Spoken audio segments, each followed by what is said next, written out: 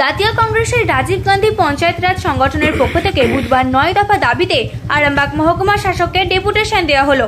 উপস্থিত ছিলেন এই সংগঠনের হুগলি জেলা চেয়ারম্যান নাজির হোসেন চৌধুরী, জেলার সহ সভাপতি সুশীল সাঁতরা, খানাকুল 1 নম্বর ব্লকের সভাপতি প্রদীপ কর, আরামবাগ ব্লকের চেয়ারম্যান রবীন্দ্রনাথ পাল, হুগলি জেলা যুব কংগ্রেসের জেনারেল সেক্রেটারি মিরাজুল ইসলাম ছাড়াও অন্যান্যরা।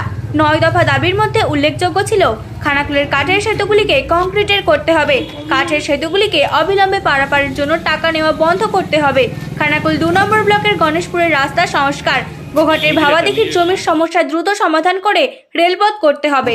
দাবির ভিত্তিতে আরামবাগ মহকুমার 9 দফা দাবি নিয়ে আমরা মাননীয় এসডিও মহাশয়ের কাছে গিয়েছিলাম, কিন্তু এসডিও মহাশয় আজকে নেই, ছিল না। তো ডেপুটি ম্যাজিস্ট্রেট অজয় সেনগুপ্তবাবু আমাদের ডেপুটেশন নিয়েছেন এবং আমাদের যে 9টা দাবি, সে দাবিগুলো উনি যথাযথ ব্যবস্থা নেবেন এবং অতি শীঘ্র যথাযথ ব্যবস্থা নেবেন বলে আমাদেরকে আশ্বাস দিয়েছেন। আমাদের দাবিগুলো হচ্ছে 1 নম্বরে যেটা ছিল সেটা হচ্ছে খানাকুলে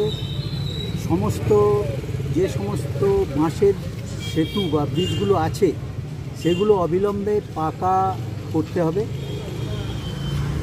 আর ওইখানে যে টোল ট্যাক্স নেয়, ওই বাঁশের সেতুর পারাপার হতে গেলেও কিন্তু এখনও টোল ট্যাক্স দিতে হয়।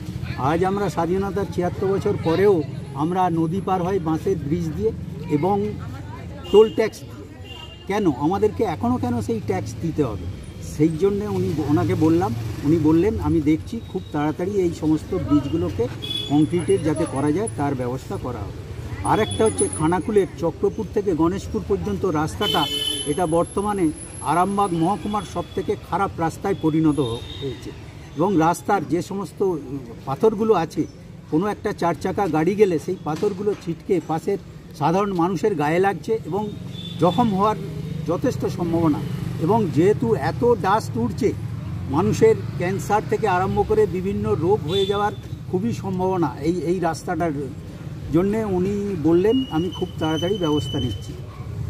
আরামবাগ হসপিটালে যে মর্গের যে ভয়াবহ অবস্থা এবং যে ওখানে যে সিকিউরিটি গার্ড আছে, মর্গের দুর্নীতি এবং সিকিউরিটি গার্ডের যে ব্যবহার, যে সমস্ত খারাপ ব্যবহার, মানে পেশেন্ট পার্টির সঙ্গে এতটাই খারাপ ব্যবহার করে, সেইগুলো যাতে বন্ধ হয় তার জন্যে ব্যবস্থা নিতে ওনাকে বললাম। তারপরে আরামবাগ মাস্টার প্ল্যানের অন্তর্গত সারা আরামবাগ মহকুমা জুড়ে যে মাস্টার প্ল্যান চলছে সেটা খুব তাড়াতাড়ি যাতে কার্যকর হয়, শেষ করা যায়, তার জন্যে আমরা বললাম। ভাবাদিঘি আরামবাগ থেকে বিষ্ণুপুর পর্যন্ত যে রেল লাইনের পথে মাঝখানে গোঘাটের কাছে ভাবাদিঘিতে যে জট সৃষ্টি হয়েছে, সেই জট রাজ্য সরকার কোনো ব্যবস্থা নিচ্ছে না। অবিলম্বে যেন রাজ্য সরকার ওই ভাবাদিঘির জট কাটিয়ে এই রেল লাইনটা যাতে দ্রুত শেষ করা যায় তার ব্যবস্থা করার জন্য ওনার কাছে আমরা আবেদন শুরু হচ্ছে রেল লাইন হলে সেটা তো আরামবাগের মানুষের জন্য, বাঁকুড়ার মানুষের জন্য খুবই ভালো। তারপরে বিদ্যুৎ সম্বন্ধে, বিদ্যুতের বিল এই যে 3 মাসে করে একবার আসে, এতে কিন্তু যথেষ্ট বেশি চলে যায়। এটা প্রত্যেক মাসে যাতে আসে তার ব্যবস্থা করার জন্য বলা হয়েছে এবং যে সমস্ত স্মার্ট মিটার এটা চালু করছে সরকার, এই স্মার্ট মিটারের বিরুদ্ধে আমরা তীব্র প্রতিবাদ জানালাম।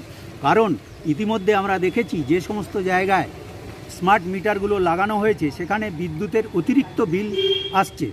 এর প্রতিবাদে আমরা বললাম যে এটা আমরা তীব্র আপত্তি জানিয়েছি। এতে আপনারা কে আছেন আজকে?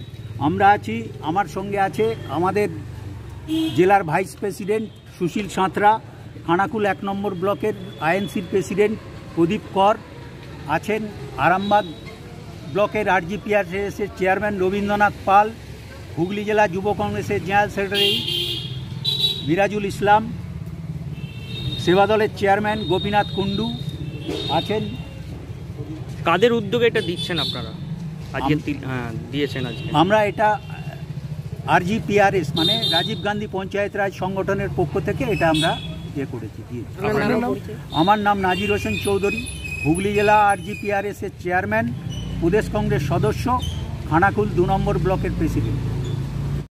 নিউনুর সোফা সেন্টার। এখানে সমস্ত রকম সোফা পাইকারি ও রিটেলে বিক্রয় করা হয়। সমস্ত সোফা নিজস্ব কারখানায় তৈরি করা হয়। প্রোপাইটার হানিফ হোসেন খাঁ ও রুহুল হোসেন খাঁ, বড়ডোঙ্গল হাটতলা সিনেমা হলের সন্নিকটে, হুগলি। যোগাযোগ 7797170093 এবং 9382003105।